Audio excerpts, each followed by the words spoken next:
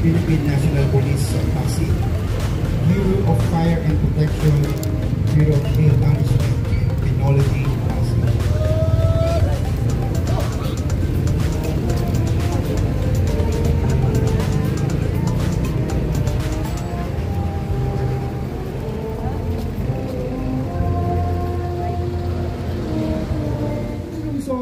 Mayor Vico Soto. Upo po kayo. Maligayang araw ni Andres Bonifacio. Happy birthday kay Gat Andres Bonifacio.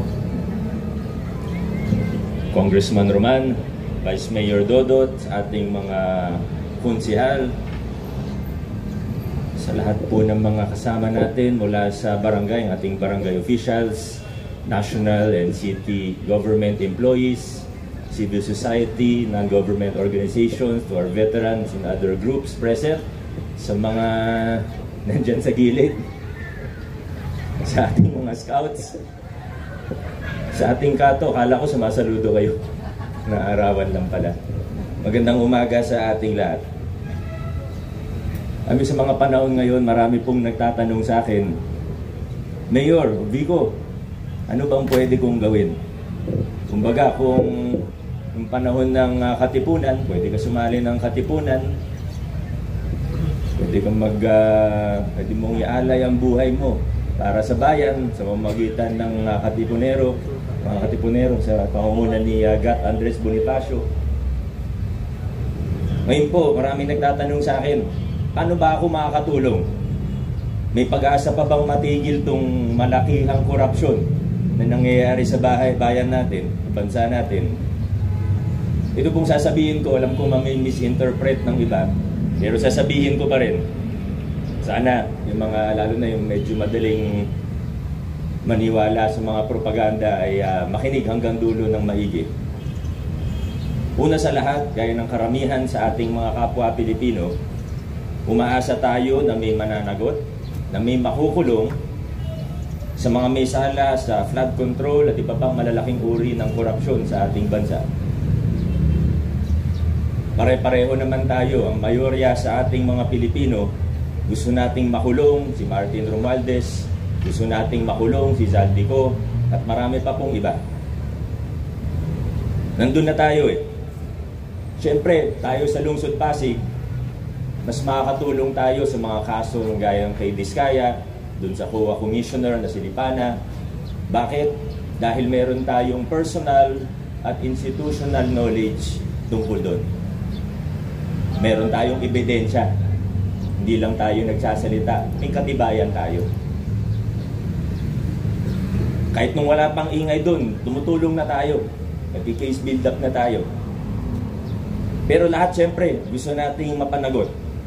Nakita natin kung gaano kalawak na yung pinag-uusapan nating korupsyon. Hindi bago, pero at least ngayon kita na ng taong bayan kung ano ba talagang totoong nangyayari. Galit ang tao. Kaso ito ang problema. Pagkatapos ng lahat ng ito, pagtahimik na ulit, pagkalmado na ulit, anong mangyayari? Saan tayo pupulutin pagkatapos ng lahat ng ito? Nagkaroon na ng dalawang people power dahil sa korupsyon. May nakunbit ng dating Pangulo dahil sa plunder. Hindi na ba natin naalala? Nakalimutan na ba natin? Pero ano nangyari pagkatapos nun? Maaring meron naman kahit papano. May nagbago naman siguro kahit papano. Pero di may kakaila na laganap pa rin ang korupsyon. Sabi ng marami, sentimiento ng maraming Pilipino, para bang lumala pa ito. Mga Pasigenyo, walang shortcut dito. Kailangan nating unti-unting baguhin ang sistema at kultura ng paggugoberno sa ating bayan. We must start denormalizing corruption and strengthening the institutions that lead to transparency, accountability, and justice. There are no shortcuts. Kasama rito sa sinasabi nating denormalization, ang paglaban natin mula sa pinakamalalaki hanggang sa mas maliit, gaya ng pagtanggi, sa pagbibigay o pagtanggap ng suhol. Pati yung mga akala nating maliliit lang na bagay, yung nakasama na sa kultura natin. Halimbawa, yung pagbibigyan natin parati ang ating kaibigan dahil malapit sa atin. Bibigyan si kumare, si kumpare. Akala natin minsan maliit na bagay. Akala natin wala lang. Pero walang malaki na hindi nagsimula sa maliit. These little things, the small rules we break and ignore, they have strengthened the larger ecosystem of corruption and the culture of impunity. Ngayon, dito sa Pasig, salamat sa mga Pasigenyo dahil dito sa Pasig, ito naman yung sinusubukan at napagtatagumpayan natin mula 2019. Binabago natin yung kultura natin mismo. Pagkatapos nun, binabago natin ang sistema natin. Pero bago tayo mainip, bago tayo tumanaw sa malayo, at sa halip na mawalan tayo ng pag-asa sa mga bagay na hindi natin kontrolado, let's denormalize corruption here. How? Paano? Linisin muna natin ang nasa loob ng ating sariling bakuran. Sige, city government, marami nang na-improve. Hindi ko sinasabing perpekto, hindi natin kailanman masasabi na perpekto, pero hindi natin maitatanggi na napakalaki na ng na-improve, ng nailinis ng ating pamahalaang lungsod. Tuloy-tuloy pa rin po yun. Pero kailangan tumagos din ang mga pagbabago sa ating mga barangay. Marami na tayong mga barangay na nakikiisa dito sa mga malawakang pagbabago at paglilinis ng pamahalaan na ginagawa natin. Marami na po. May nakikita tayong mga maayos na barangay.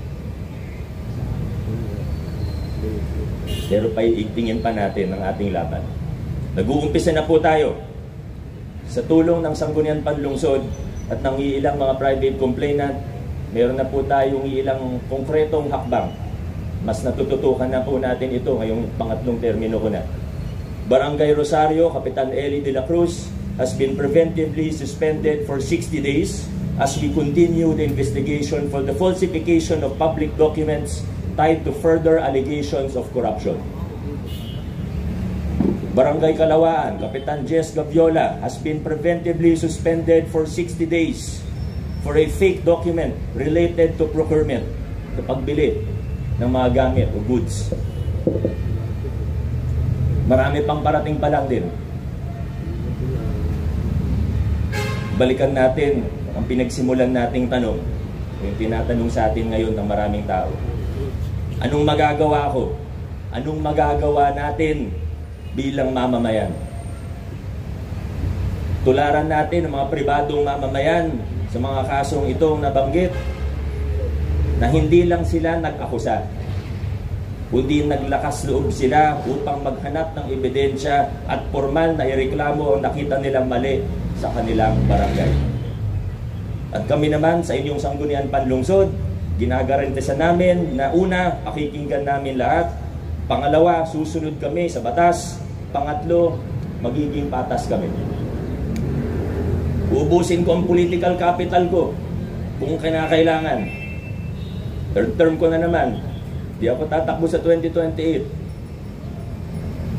Pagtutuunan ko lang ng pansin, magpo-focus lang ako kung saan ang tingin kong tama. Kasama ng ating sanggunian, kasama ng ating mamamayan. Kaya hinihikayat ko po ang bawat isa, samantalayin natin itong pambihirang pagkakataon na binigay sa atin ng Diyos at ng taong bayan para lumaban tungo sa pangmatagalang pagbabago sa ating lungsod. Hinihikayat ko ang bawat isa, let us all do our part. From the smallest of things hanggang makarating tayo dun sa mas malala. When we live with integrity, when we break the culture of corruption and impunity, hinihikayat ko po ang bawat isa. Let us all do our part. Maraming salamat po at naway mabuhay ang diwa ng kagmitingan ni Andres Bonifacio sa ating mga buhay. Muli po palakpakan natin ang ating punulungsod, Mayor Vico Soto.